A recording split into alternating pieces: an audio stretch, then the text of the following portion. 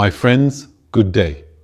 On December 1st, 2023, an accident occurred on the island of Les Saintes involving a PA-32 type aircraft, a single-engine touring plane with 4 people on board, which made headlines. I had talked about it on this channel since the BEA report came out, and I think it's high time to discuss it with some more solid information. That's the tradition of this channel. When there's an accident, we try to talk about it based on testimonies, analyses, and lessons learned from past experience. And then later, when the report is out, if there are new elements, well, we'll revisit it. That's the case tonight. So, the BA report, I'll warn you right away, opens up a lot of leads, makes suppositions, but the conclusions are relatively weak. It's not the BEA's fault, it's just that these aircraft simply don't have black boxes. There were no witnesses, even though one of the passengers had a GoPro. And so, inevitably, we end up with a number of leads, but unfortunately, they won't be fully resolved. So, I'll try to give you the best information available today with a bit of analysis so things are clear. So, let's go back over the facts. December 1st, 2023. We have a PA-32 type aircraft, a single-engine propeller plane, but registered in the United States, even though we are here. We are technically in France, and it's going to tour the islands in the region. Why? There is a project. It's a project that involves installing fiber optic cables. I don't know if the project has progressed since then. In any case, it's about deploying fiber optics. So we have members of the General Council of Guadeloupe who have to go visit different construction sites. Now, when you're in the region, and I was in the region at that time, when you're in the region, the most readily available way to travel between the islands is to take the ferry. The problem is that the ferry, well, there isn't one every 5 minutes. It's very complicated and there aren't direct ferries between all the islands at all times. So it can be quite complicated if you want to visit 4 different islands in the same day. It's quite possible that you can't do it. There was an airline that sort of connected these islands, but it went bankrupt. I wonder why, in a public service context, the local authorities can't do something like they do in the Maldives, buy 2 or 3 boats and then run constant rotations between the islands. But it seems that it's not a priority, or at least there's no budget. We can't really blame them. In any case, it would have avoided the disaster in June. That's the perspective I'm coming from. So I was saying that the plane is going to take off from Les Saintes Airport. So Les Saintes Airport, there's just a rock, you have a runway a few hundred meters long, and that's it. You lack an operations office, a control tower, there's nothing, just a piece of land. And it's a very tricky place to land and take off. When you see the planes coming in, they're small planes, it's always quite a moment. And the pilots who go there have special training for this airport. You don't just go there like that because you fly very low. You come in flying low. You have to skim the mountain to be able to land. On the other hand, there is a watchman, basically a security guard, if you like. He's there, he has a radio. And actually, his prerogatives are extremely limited. He's not an air traffic controller and there's no flight information service. He's just someone who arrives in the morning and leaves in the evening. When the days are long, of course, he's not going to stay there all day. So he regularly steps out. In any case, the aircraft is going to take off to go to Marie Galante Island. There are 4 people on board. Since they have to fly over a body of water, it's mandatory to file a flight plan. Yes, but they do file a flight plan, that's true. There are several ways to file a flight plan, online and by phone. In some places, even by SMS. All that, there are plenty of ways to file a flight plan. But once you filed it, you have to activate it. And when there's no control at the airport where you're taking off, how do you activate it? That can be a problem. In some places, you activate it by phone. In some places, you take off and call on the radio, and that's when you activate it. But as long as you haven't activated it, it's just sitting on a server somewhere on a computer. But no one is going to pay attention to it. This detail will be important later on. So, the plane will line up with 4 people on board and take off. The guard sees it take off. He watches it disappear and doesn't pursue it further. Pourtant, Yet within a minute and a half, 2 minutes after takeoff, the plane is at the bottom of the sea. In fact, what happened is that we already knew this at the time because there were already ADS-B traces, but actually what happened is that the aircraft took off in line with the runway. It climbed up to about 680 feet. We're talking about 200 meters in height. And then it started a turn to the right, a pretty tight turn. And then it went down. It stalled and then sank to the bottom, 45 meters deep. So what happened is that the accident took place at 10 o'clock in the morning. But no one looked for the plane for more than 6 hours. It took 6.5 hours for the owner of the plane not seeing him return. He's an owner who usually didn't rent it out. But since he knew the pilot, apparently he rented it to him. He realizes his plane hasn't returned. What does he do? He gets worried about it and he starts making phone calls here and there. They ask the guard, who says he saw him leave at 10 a.m. and that's all he knows. So at that point, the search begins, and it's only around 6 p.m. when it's almost nightfall. There's a helicopter from the gendarmerie that arrives. Customs officers and police are here, but it's too late. They wait until morning to start the search, and it's the next morning that they find the plane at a depth of 45 meters. It's divers from the gendarmerie who find it. The 4 occupants are inside. They are, of course, dead, and then both wings are broken. And then the plane lay underwater, so it was recovered. But what is it going to reveal? What is this plane going to say? So they will first analyze the pilot's blood in particular, of course. Also the passengers, to get an idea about several things. The report mentions the presence of narcotics. Isn't it? Narcotics in the bodies of 2 passengers. Let's say it's not the end of the world for the passengers because they don't have a role, right, or any responsibility in the matter. But unfortunately, they also detect it in the pilot's blood. So the BEA report is extremely cautious. They say they don't know where it comes from. We all know where it comes from, but we don't want to make excessive assumptions.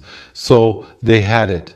Now, where did it come from? Was it contaminated? They were contaminated like that. They didn't go through anything. And actually, it's an extremely hard drug. I'm not going to say the name, but it's the same one that French politicians use. All right? That's it. They even found some in France's National Assembly. Just so you know, it's something quite strong. So that's a separate issue. Secondly, they'll find that the fuel tank selector is on the far right tank. So I'd like to tell you something, and I've said it in many videos. In the majority of accidents where there's an engine failure due to lack of fuel, that means, let's properly call it running out of fuel. But actually, it's not running out of fuel at all. Running out of fuel, real running out of fuel with empty tanks, is extremely rare in general aviation, because the fuel consumption of these engines is generally very predictable, and it's very difficult to miscalculate your fuel needs. On the other hand, in the majority of cases described as running out of fuel, it's the wrong tank, it's the wrong fuel tank that was selected. Because this plane, for example, it has 4 tanks. 2 on the left, 2 on the right. From the outside to the inside, the left auxiliary, the left main, the right main, the right auxiliary. So that makes 4. The pilot has a kind of switch that slides from one position to another to supply fuel to the engine. The problem is, if you select an empty tank, or if you stay on one tank for too long and it's empty, even if you have fuel in the other tanks, it's still fuel starvation. And that's the direction the BEA is heading.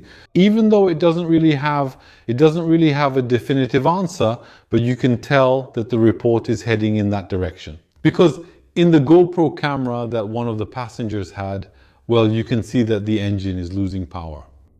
The engine was later recovered. They analyzed it with difficulty. It was completely rusted, especially since it was poorly preserved by those who recovered it, who should have placed it in fresh water after removal. In fact, they put it in a fresh water tank, but they didn't realize that these tanks had a leak. So the fresh water, which was supposed to protect the engine from the atmosphere and prevent its oxidation. If you've noticed, when they take the black boxes out of a plane that was underwater or something, well, the black boxes and sometimes certain critical parts are immediately put in water. It's just to protect them from the air. But they put it in a tank. That tank leaked, so it emptied. And then the engine got oxidized for the most part. So, as I was saying, the engine, it was analyzed. It doesn't show any failure. There's nothing broken inside. There's nothing that's obviously broken. So if the engine lost power, most likely it's a fuel starvation, in quotes with the reservations I mentioned earlier. So it didn't have any fuel, it stopped. Now, if we look at the fuel selector of this plane, and there's one thing you need to know, my friends. All these single engine planes, well, not all, but the vast majority that you see in flying clubs, in small airports and so on, they were manufactured during the 1960s. The design dates back to the 1950s or even the 1940s. At that time, people might have had a different awareness of ergonomics than we have today. I'll show you how. And do it, I'll show you the image. And what the BA suggests, what the BA would have preferred as a design, I'll show you. It has 5 positions. The farthest left position is off. When you put it in this position, you cut off the fuel. Then the other positions from left to right will go from left to right on the plane, tank by tank. So the first position after off is the left auxiliary tank, then the left main tank, then the right main tank, and then the right auxiliary tank. Now, so the question arises, wouldn't this way of doing things have been better? Let me show you.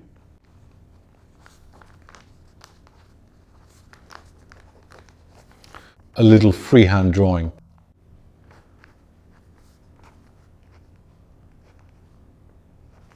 Wouldn't this layout have been better? It means putting the off in the middle. And then when we go to the left, well, we'll take fuel from the tanks on the left wing. When we go to the right, we'll take the tank. We'll take the tanks on the right? So it's debatable. It's true that it seems more logical, but it's debatable. There were probably other reasons behind the design.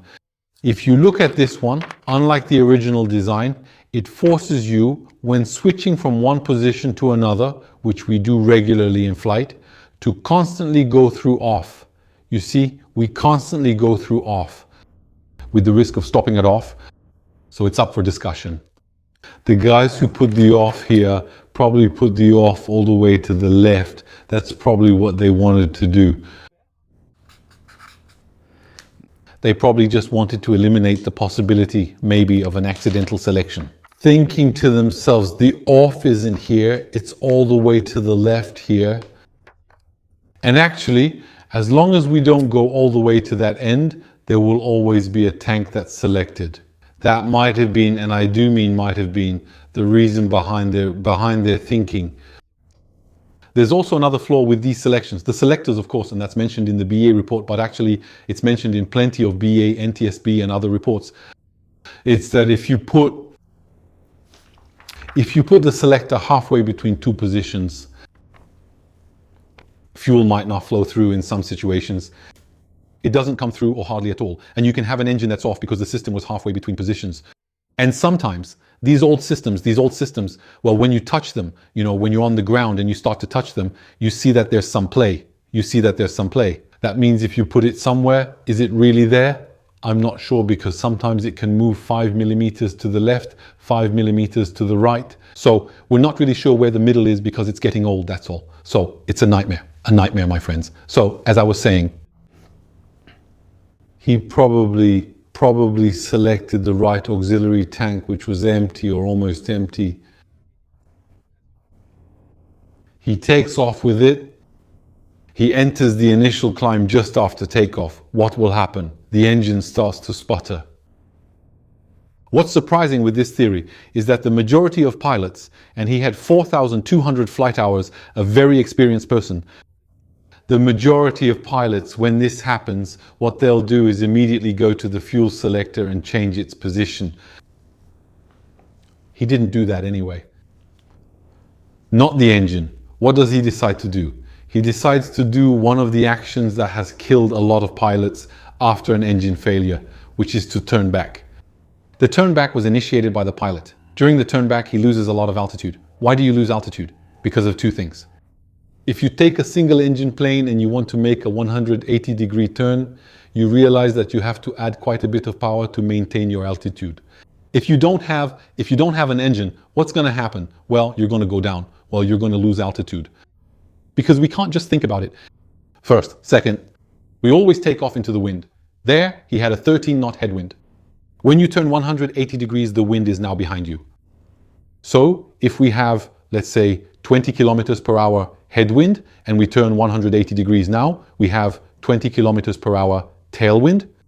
If we look at the difference in vectors between before starting the turn and after, we have a 40 kilometer per hour delta that we need to compensate for by increasing the speed of the plane. How do we increase it if we don't have an engine? Sorry, with altitude, but if we're very low, what do? We crash. That's why it's highly discouraged to turn back after takeoff in case of engine failure. We generally have a better chance by saying, well, I accept the decree of providence. The engine has failed. 600 feet, well, 600 feet, it's true that I'm going to touch down in 30 seconds, maybe 35 at most, right? And what I'm going to try to do is start the engine, change the selector, start the fuel pump. It was probably started at takeoff. Change the selector, restart the engine. If I can't start the engine, well, we'll do a water landing. We'll open up. There were seats, there were life jackets in there, hoping, right? Hoping that someone will see the accident and then come in time. The reality is that no one saw the accident. What would have happened if they had managed to land on water? Could we have rescued them? That's still debatable. In any case, another thing, one last point. In this story, the B points out that the flight may have been illegal. Why? Because the pilot was a private pilot. And so he was carrying passengers for a fee. So it's very difficult to determine whether it's illegal or not because there are gray areas. I'll give you an example mentioned by the BEA. Someone comes and rents a plane. He's not a pilot, he rents a plane. He says, I'd like to rent a plane from you. How much will you charge me for the day? X hours of flying, etc. He rents it. They rent him the plane as is with no pilot. He finds a pilot and then he arranges a flight. That's okay. It's considered a private arrangement. It's fine. Now we rent the plane and the pilot to someone. We tell him, well, you want it, so it costs this much, yes, and then we can take you to this place or that place. That's purely commercial flying. And if it's done without an air carrier license or similar authorization, then it becomes illegal passenger carriage. And the passengers are often exposed to risks because of that. Remember Emiliano Salah, for example, that football player who crashed while going to the United Kingdom from France. Same thing, he was in a plane. I think the plane even had a USN registration. And then he was in the plane. And it was a night flight as well. Total madness. And already on the plane, he was worried. Before takeoff, they sent WhatsApp messages to his friends saying, I'm worried. When in reality, if you're on a plane and you're flying with some strange people, you're in a situation where the organization is illegal, suspicious, and you're honestly scared and you're still on the ground. Send them a WhatsApp message. It's better to tap the pilot, ask him to stop and get off. It's much safer. That's it, my friends. So here's the situation with this accident. I know these are the broad outlines. I know it's not, you might have wanted it to be more detailed, but we won't know more. The investigation is over. There's no more investigation on this subject. All available information has been used. And so that's what we take away from it. Roughly, potentially under the influence of drugs, possibly selecting the wrong fuel tank, possibly a 180-degree turn, ending with a stall, ending in the sea, 45 meters deep. 4 people lost their lives. It was December 1st, 2013, and then it happened on the island of Les Saintes, or just to the east of it. Thank you, my friends, for watching this video, and then I'll see you in the next one. See you very soon.